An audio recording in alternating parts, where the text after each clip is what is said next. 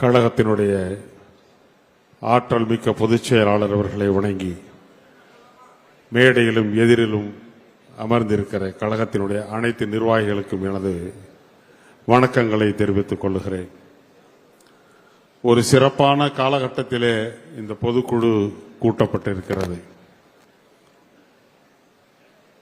7 ஆண்டுகளுக்கு மேலாக இந்த கட்சியை வழிநடத்தி வந்திருக்கிறார் அண்ணன் அவர்கள். நான் சற்று உங்களோடு நேரடியாகவே பேச விரும்புகிறேன். மனம் வெதும்புகிறது. எந்த நோக்கத்திற்காக புரட்சித் தலைவர் அவர்கள் இந்த இயக்கத்தை தொடங்கினாரோ, எந்த நோக்கத்திற்காக தனி ஒரு மனிதியாக இருந்து அத்தனை துன்பங்களையும் துயர்களையும் சிறை கொட்டடிமைகளையும் தாக்கு பிடித்து இந்த கட்சியை வழிநடத்தி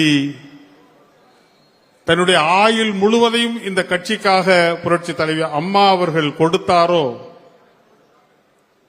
இன்றைக்கு அத்தனையும் பலனற்று போயிருக்கிறது என்ற வருத்தத்தில், ஆதங்கத்தில் நான் உங்களுடன் பகிர்ந்து கொள்ள விரும்புகிறேன். புரட்சி தலைவர் எம்ஜிஆர் அவர்கள் சொன்னார்கள், கருணாநிதி தீய சக்தி, திராவிட முன்னேற்ற கழகம் ஒரு தீய சக்தியான கட்சி என்று சொன்னார்கள்.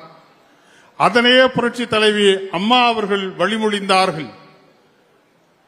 கருணாநிதி காலத்திலே ஸ்டாலின் அவர்களை துணை முதலமைச்சராக்கினார்கள்.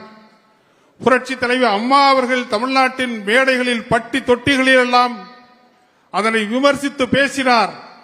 ஒரு குடும்பத்தின் ஆட்சி இந்த தமிழ்நாட்டில் நடந்து கொண்டிருக்கிறது, ஜனநாயகத்துக்கு விரோதமாக நடந்து கொண்டிருக்கிறது என்று அன்றைக்கு மனம் வெதும்பி பேசினார் புரட்சி தலைவி அம்மா அவர்கள். இன்றைக்கு நிலைமை என்ன?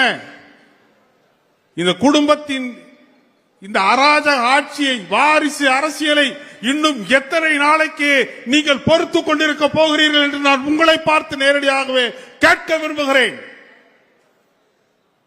இன்றைக்கு உதயநிதி ஸ்டாலின் துணை முதலமைச்சர், நாளை அவரது பிள்ளை அன்புநிதி முதலமைச்சர்.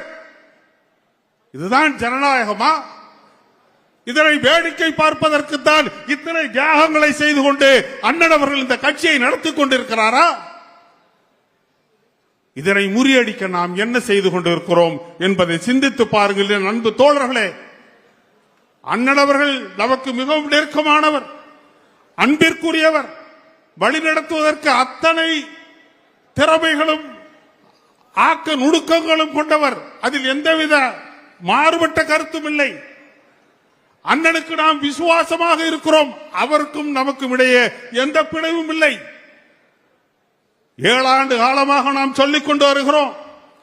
அண்ணன் அவர்கள் தமிழ்நாட்டின் வருங்கால முதலமைச்சர் என்று ஒளிவாங்கியிலே சொன்னவுடன் ஆர்ப்பரித்து எழுகிறோம். ஆனால் அவரை முதலமைச்சராக்குவதற்கு நாம் இதுகாரும் என்ன பணி செய்திருக்கிறோம் என்பதனை நாம் மனசை தொட்டு நம் மனசாட்சியை நாமே கேள்வி கேட்டுக்கொள்ள, யாரும் கேள்வி கேட்க வேண்டிய அவசியம் இல்லை. யாருக்கும் நாம் அடுத்தவர்களுக்கு பதில் சொல்ல வேண்டியதில்லை. நாம் நமது மனசாட்சிக்கு பதில் சொல்லிக் கொள்வோம். தேர்தல் காலங்களிலே வெற்றி வரும் தோல்வி வரும், நான் அதை பற்றி கவலைப்படவில்லை. அதிமுக ஒன்றுபட்டால் மட்டும்தான் தமிழ்நாட்டில் மீண்டும் புரட்சி தலைவர் எம்ஜிஆரின் ஆட்சியை, புரட்சி தலைவர் அம்மாவின் ஆட்சியை தமிழ்நாட்டில் மீண்டும் கொண்டு வர முடியும் என்ற அழுத்தமான எண்ணத்தில் அண்ணன் மக்கள் செல்வர் அவர்களும், அண்ணன் ஓபிஎஸ் அவர்களும், ஓபிஎஸ் ஓடு இருக்கிற அண்ணன் ஆர்வி அவர்களும் தொடர்ந்து பேசுகிறார்கள். இது உண்மை செய்தியா இல்லையா? ஆனால் 7 ஆண்டு காலமாக இந்த உண்மையை சொல்வதற்காக எத்தனை முறை புறக்கணிப்புகளையும் இவர்களுடைய ஏளன விமர்சனங்களையும் நாம் தாங்கிக் கொண்டிருக்கிறோம் என்பது மனதை வலிக்கக்கூடிய செய்தியாக இருக்கிறதா இல்லையா என்பதை அன்பிற்குரிய பொதுக்குழு உறுப்பினர்கள் சிந்தித்து பார்க்க வேண்டும். இருப்பது 2 வழிதான். ஒன்று, எல்லாவற்றையும் மறந்துவிட்டு மானம், வெக்கம், உணர்வு அத்தனையும் தூக்கி எறிந்துவிட்டு அவர்களோடு சென்று விடுவது, இல்லை என்றால் எதிர்த்து மோதி அவர்களை வீழ்த்துவது. இருக்கிற முடிவை 2இல் ஒன்றுதான் செய்ய முடியும். நாம் எதற்கு தயாராக போகிறோம் என்பதை சிந்தித்து பாருங்கள். எடப்பாடி பழனிசாமி அவர்கள் சில நாட்களுக்கு முன்பாக செய்தியாளர் சந்திப்பிலே சொல்லுகிறார், இந்த தேர்தலில் நாம் 10% வாக்குகளை இழந்திருக்கிறோம், வாக்கு வங்கி 10% சரிந்திருக்கிறது, அதனை மீட்டெடுப்பதற்கு கழகத்தினுடைய செயல்மரவர்கள் வேலை செய்யணும்னு சொல்றார். அது 100% பொய் என்பதற்கு இந்து பத்திரிகையிலே அதற்கு மறுநாள் வந்த தலையங்கத்திலே இந்து பத்திரிகை எழுதுகிறது. அந்த செய்தியை எழுதும் பொழுது இந்து பத்திரிகையினுடைய செய்தியாளர் எழுதுகிறார், if the party's position is further analyzed, its good days lasted till 2016.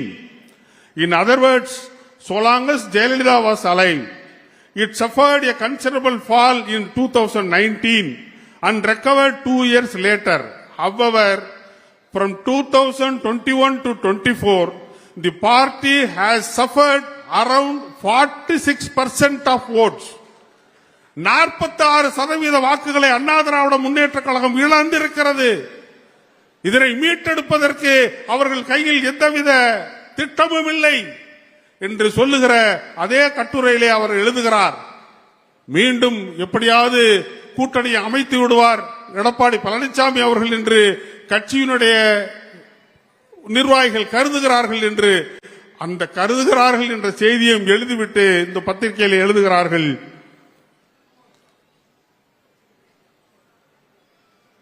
given his repeated emphasis that there will be no more reconciliation with the camp headed by former coordinator of the party OPS, former interim general secretary Timothy Sasikala and AMMK general secretary TTV Dinagaran, இவர்களை ஒருங்கிணைக்காமல் அது சாத்தியமில்லை என்று இந்து பத்திரிகை எழுதியிருக்கிறது. இதற்கு பின்னாலும் கூட நாங்கள் சேர மாட்டோம் என்று அவர்கள் சொல்வது நமக்கு கவலை இல்லை. ஆனால் ஒன்றை மட்டும் இந்த பொதுக்குழுவின் வாயிலாக நான் அவர்களுக்கு தெரிவித்துக் கொள்வேன், நீங்கள் கட்சிக்கு துரோகம் செய்தீர்கள், கட்சி தொண்டர்களுக்கு துரோகம் செய்தீர்கள், உங்களை அடையாளப்படுத்தியவர்களுக்கு துரோகம் செய்தீர்கள், அண்ணனவர்களுக்கு துரோகம் செய்தீர்கள். இன்றைக்கு உதயநிதி ஸ்டாலின் வரை நீங்கள் துணை முதலமைச்சர் ஆக்குகிற அந்த வேலைக்கு உதவியாக சென்று ஒட்டுமொத்த தமிழக மக்களுக்கும் எடப்பாடி பழனிசாமியும் அவர் பின்னால் சென்று கொண்டிருக்கிற கூட்டமும் துரோகம் செய்து கொண்டிருக்கிறது. இதற்கு முடிவு கட்டுவதற்கு நமக்கு கிடைத்திருக்கிற வாய்ப்பு தான் 2026.